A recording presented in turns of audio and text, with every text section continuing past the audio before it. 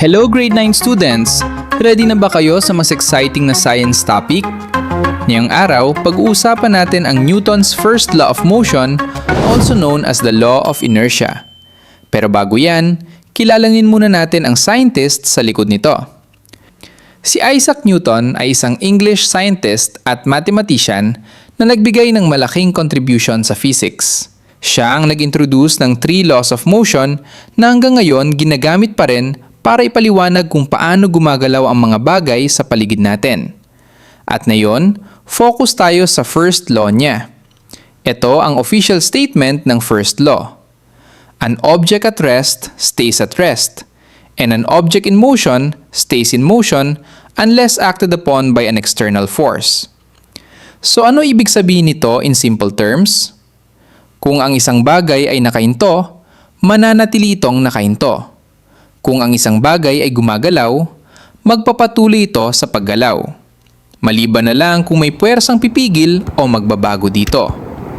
At ang tawag sa tendency na ito ay inertia. Ang inertia ay ang resistance ng isang object sa pagbabago ng motion nito. Ibig sabihin, ayaw ng object na magbago. Kung nakatigil siya, gusto niyang manatili nakatigil. Kung gumagalaw siya, gusto niyang tuloy-tuloy lang. Mas malaki ang mass, mas malaki ang inertia. Kaya mas mahirap itulak ang truck kaysa sa bisikleta. Mas maintindihan natin to sa real-life examples, tulad ng sa biglang preno ng jeep or kotse.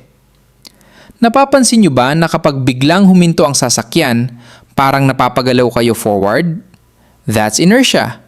Gusto ng katawan niyong magpatuloy sa motion na yon, which is yung forward motion. Pag nakaupo ka naman, minsan ayaw mong tumayo agad. Hindi yon sa tamad ka lang. May contribution din ang inertia doon. Your body simply wants to stay at rest or in that position. So kailangan pa ng effort or force to overcome that inertia to stand up. Isa pang halimbawa nito sa real world ay kapag tinulak mo ang mabigat na kahon. Mas mahirap itong pagalawin kumpara sa magagaan na bagay dahil mas mataas ang inertia nito. So quick recap na tayo ng mga konseptong pinag-aralan natin ngayon. Ang Newton's first law ay tinatawag din na law of inertia. Ang inertia ay ang resistance ng isang object sa pagbabago ng motion nito. Mas malaki ang mass, mas malaki ang inertia. And motion changes only when there is an external force.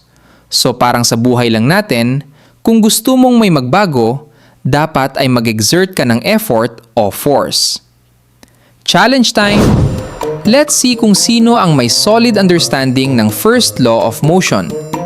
Mag-scroll lang pababa at pindutin ang take quiz. Good luck grade 9 students! This is your science buddy saying, motion matters.